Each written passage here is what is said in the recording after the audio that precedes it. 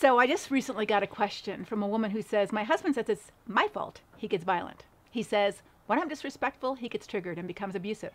So she wondered, am I at fault for his rages and abuse? The answer is no. That's not to excuse your disrespect. But first, you must gain clarity. Your husband's rage and physical abuse is not uncontrollable. He stops himself at some point, right? There's a line he does not cross. Whether he doesn't leave physical marks on your body or you don't end up with an injury that would invite questions, he controls and limits himself to certain levels of physical abuse, those that he tells himself are acceptable or justifiable. He is totally in control. Let me put it another way. I'm sure he's expected disrespect from other people in his life, maybe his employer, a rude driver, your neighbor, your children, a friend, even an enemy. Does he lose control then and get physical? I bet not. Why not? Because he has control. The truth is, people sin against us all the time in many ways, and sometimes we do get provoked and angry. However, that doesn't mean it's okay to hit them. In fact, isn't that what we teach our children not to do when someone takes their toy or makes them mad? We tell them, we don't hit people when we're mad, period. I mean, what do you imagine a police officer would say if your husband used that as his excuse when he punches someone at the mall who disrespected him? They triggered me. It's their fault. Your husband believes a lie. He believes he's entitled to hit you when he's mad.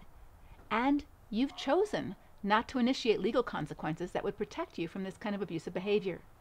Your husband tells you that it's his God-given right to be respected. But does he also believe that it's your God-given right to feel safe and loved and cherished in your marriage?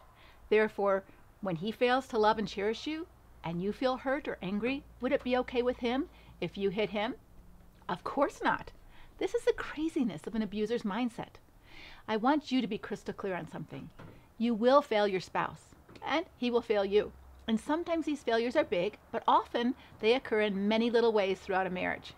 When working with couples, I often hear, well, he doesn't love me like I want him to, or she doesn't respect me like I want her to. And the truth is, no spouse can always give us what we want, even if what we want is good and even godly.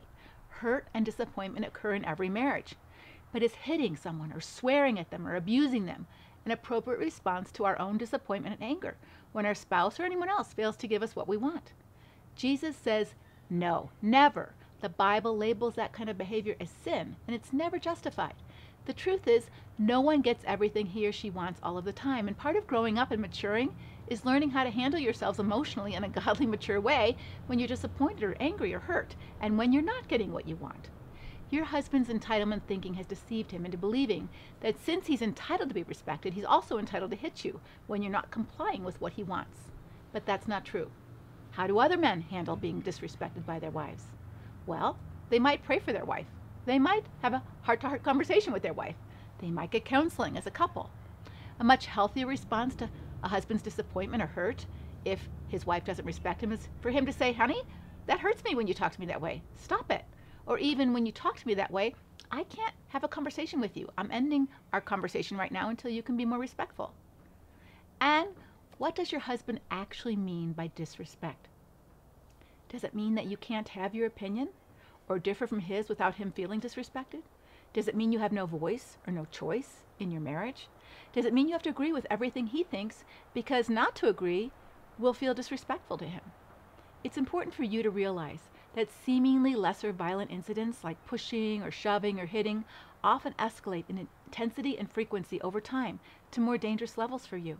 And I'm concerned for your long-term safety, as well as what it says to your children, who sees their father justify and excuse his treatment of their mother by hitting you and then blaming you. Over time, that pattern can lead your children to doing the same thing, blaming you and acting abusively toward you when they feel frustrated or angry with you. They also may very well end up blaming you for ruining the family when you've had enough of his abuse and you want to separate or end the marriage. Your husband may never change his thinking, but in order for you to be safe, you must. His behavior is abusive, and you are not responsible for his response. You're responsible for you, and if you're being provocative or disrespectful, please understand that that harms the marriage, but it does not cause his abuse. That's his own inability to handle his own emotions and his entitlement mindset at work. If abuse happens again, please call the police. That way your husband might have the opportunity to learn that his response is not just ungodly, it's illegal, and there are consequences. Take care, and God bless.